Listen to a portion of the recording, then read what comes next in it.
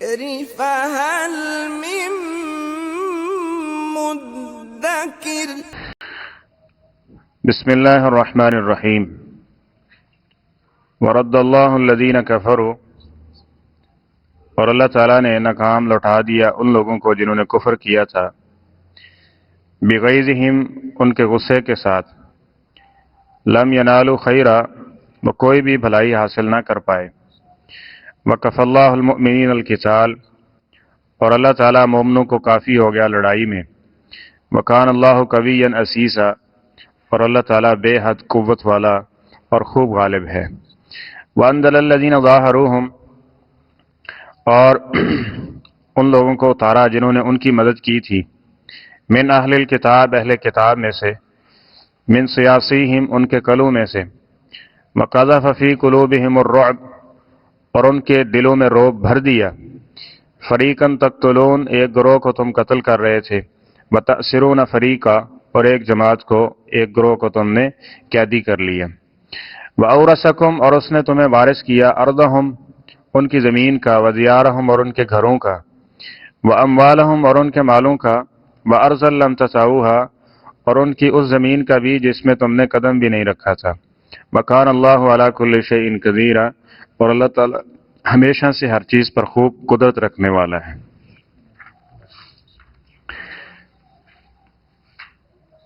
اللہ تعالیٰ کی خاص مدد اور نصرت تھی اہل ایمان کے ساتھ،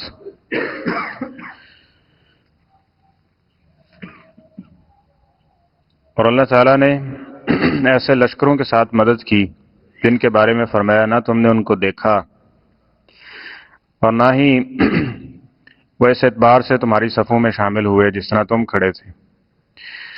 ورد اللہ الذین کفروا بغیظہم جو کفر سارا اکٹھا ہو کے آیا تھا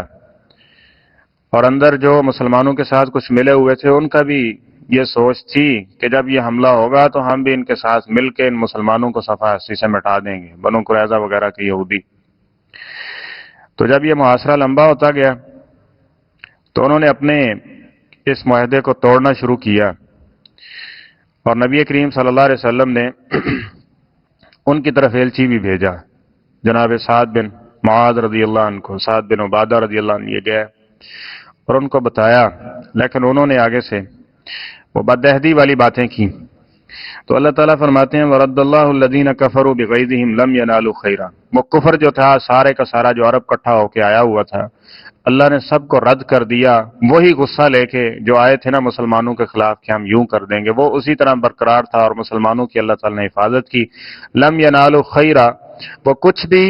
خیر حاصل نہ کر پائے، یعنی وہ جس کو خیر سمجھتے تھے، غلبہ بھی نہ مل پایا، اور مال غنیمت وہ بھی ان کو اس میں سے کچھ میسر نہ آیا۔ وکفی اللہ المؤمنین القتال اور اللہ تعالیٰ فرماتے ہیں اللہ تعالیٰ اس لڑائی کے اندر مومنوں کو کافی ہو گئے، یعنی مدد کس کی ہے؟ اللہ تعالیٰ کی طرف سے، یعنی انبیاء کرام اصحاب رسول یہ کیسی مقدس جماعت ہے، لیکن ان کے ساتھ بھی اس چیز کو جوڑا گیا ہے کہ وکفی اللہ المؤمنین القتال۔ بدر کے اندر بھی فرمایا تھا کہ وما رمیت اذ رمیت ولکن اللہ رما، اور نبی کریم صلی اللہ علیہ وسلم نے احد کے اندر بھی یہی فرمایا تھا کہ آج مجھے میرا رب کافی ہو جانے والا ہے اور اللہ ہی کی طرف سے مدد نازل ہونے والی ہے، ومن نصر الا من عند اللہ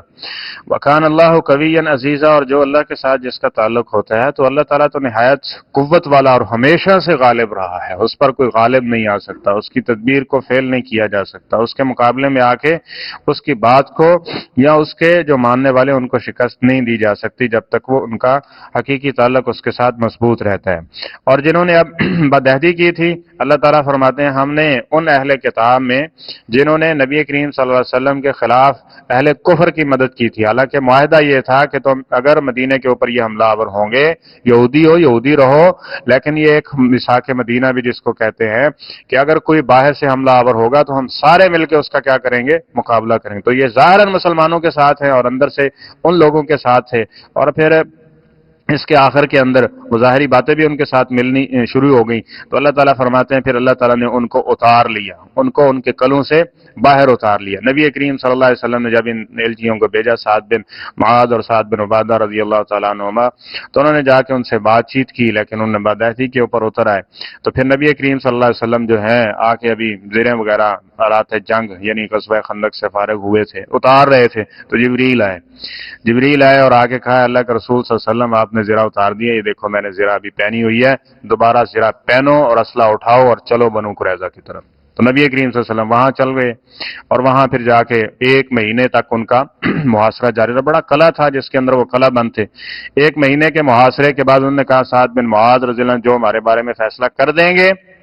ہم اس کے مطابق اپنے آپ کو آپ کے حوالے کر دیں گے۔ تو جناب سعد بن معاذ رضی اللہ تعالیٰ عنہ کو خندق کے دنوں ان کے گھٹنے کے اندر جو ہے وہ تیر لگا ہوا تھا جس کی وجہ سے وہ زخمی تھے اور وہ موجود تھے۔ تو نبی کریم صلی اللہ علیہ وسلم نے بھیجا سواری اور ان کو لایا گیا۔ تو آپ علیہ الصلوۃ والسلام مسجد میں موجود تھے اور آپ جانتے ہیں کہ جناب رسول اللہ صلی اللہ علیہ وسلم نے فرمایا کہ قوموا الی سیدکم، تمہارا سردار آ رہا ہے، اس کا استقبال کرو کھڑے ہو کے، ٹھیک ہے؟ یعنی کھڑے ہونا یہ درست نہیں ہے، کھڑے ہو کے اس کی طرف چل کے جانا، سلام کے لیے، مصافحے کے لیے، استقبال کے لیے، یہ بات درست ہے۔ تو نبی کریم صلی اللہ علیہ وسلم نے ان کو بلایا، جب وہ آئے تو فرمایا کیا فیصلہ ہے ان کے بارے میں؟ فرمایا کہ ان کے جو نوجوان ہیں یعنی بالغ ہیں ان کو قتل کر دیا جائے اور ان کے جو بچے ہیں اور عورتیں ہیں ان کو قیدی بنا لیا جائے۔ تو نبی کریم صلی اللہ علیہ وسلم نے فرمایا سعد آج تو نے وہ فیصلہ کیا ہے جو اللہ نے عرش پہ ان کے بارے میں فیصلہ کیا ہوا تھا، یعنی ان کفار کے بارے میں، یہودیوں کے بارے میں کہا گیا نا کہ ان کی بیخ کو نہیں، ٹھیک ہے؟ یہ کسی صورت بھی ان پہ جتنے مرضی احسان کرو یہ اسی کو ڈستے ہیں جو احسان کرنے والا ہوتا ہے۔ آج بنی کیا نام ہے فلسطین کو دیکھ لیں، اس کے ساتھ کیا کر رہے ہیں،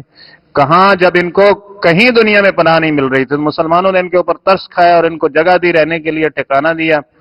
اور آج یہ بدبخت اور یہ ظالم کیا ہے انہی لوگوں کے اوپر ظلم و ستم ڈھا رہے ہیں اور ان کو جو ہے وہ بے دردی کے ساتھ، جو بے رحمی کے ساتھ قتل کر رہے ہیں۔ تو فرمایا کہ اللہ تعالیٰ نے پھر ان کی مدد کی اور ان کو اس طرح سے پھر ایسے ہی ہوا ان بنو قریظہ کے اللہ تعالیٰ فرماتے ہیں وَقَذَفَ فِي قُلُوبِهِمُ الرُّعْبَ، اور ایسا رعب اور دبدبہ ان کے دلوں میں بھر دیا کہ فَرِيقًا تَقْتُلُونَ وَتَأْسِرُونَ فَرِيقًا، ایک گروہ کو قتل کر دیا اور ایک گروہ کو جو دوسرے یعنی بچے اور عورتیں تھیں ان کو قیدی بنا لیا گیا۔ وَأَوْرَثَكُمْ أَرْضَهُمْ وَدِيَارَهُمْ وَأَمْوَالَهُمْ وَأَرْضًا لَمْ تَطَئُوهَا، تو یہاں اللہ تعالیٰ نے بغیر ٹھیک ہے جنگ کیے، بغیر لڑائی کے مسلمانوں کا کچھ بھی نقصان نہیں ہوا۔ اللہ تعالیٰ نے مال غنیمت بھی وافر عطا کر دیا، ان کے گھروں کے ہیں وہ گھر بنے بنائے تعمیر شدہ وہ عطا کر دیے، وَأَمْوَالَهُمْ، اور ان کے سارے مال و دولت وہ عطا کر دیے، وَأَرْضًا لَمْ تَطَئُوهَا، اور ان کی وہ زمینیں جہاں پہ کبھی بھی مسلمانوں نے قدم بھی نہیں رکھا تھا۔ تو اللہ تعالیٰ نے اس دین کی برکت کی وجہ سے اور اللہ کے رسول صلی اللہ علیہ وسلم کے ساتھ جڑنے کی وجہ سے اس اہل ایمان کو یہ اتنی بڑی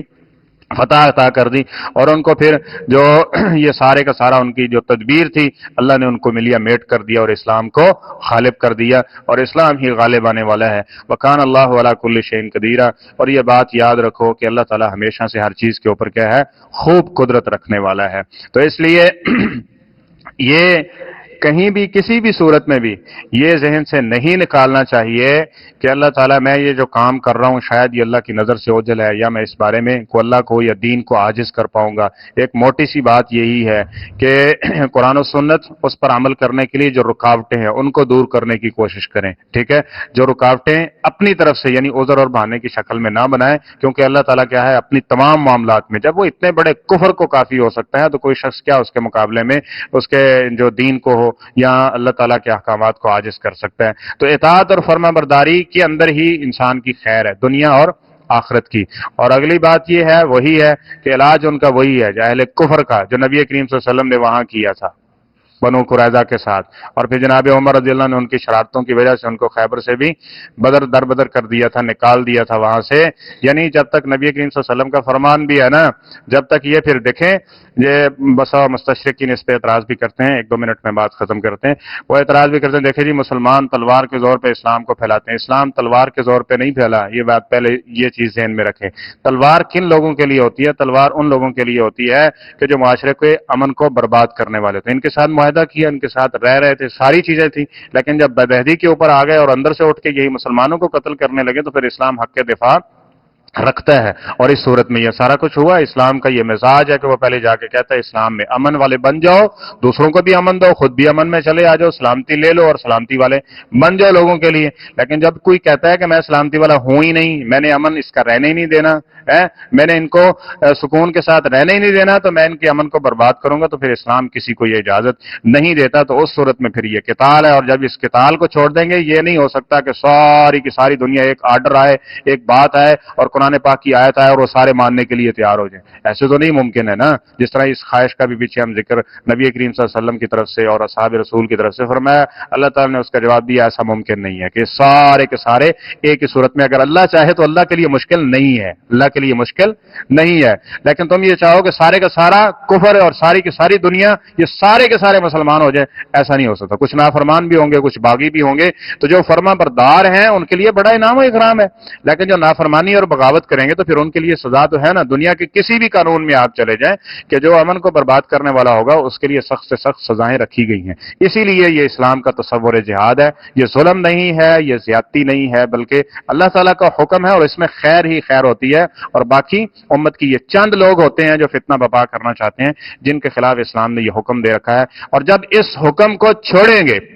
صلی اللہ علیہ وسلم, نبی کریم صلی اللہ علیہ وسلم کا فرمان ہے, پھر جب اللہ تعالیٰ کے اس قانون سے روگردانی کرنے کی کوشش کریں گے پھر اللہ ذلت مسلط کرے گا. ذلت مسلط یعنی پھر وہ چند لوگ جو ہوں گے وہ دوسروں کے بھی جو ہے وہ امن کو سکون کو برباد کر لیں گے. اور آج عالمی منظرنامہ دیکھ لیں کیا ہے.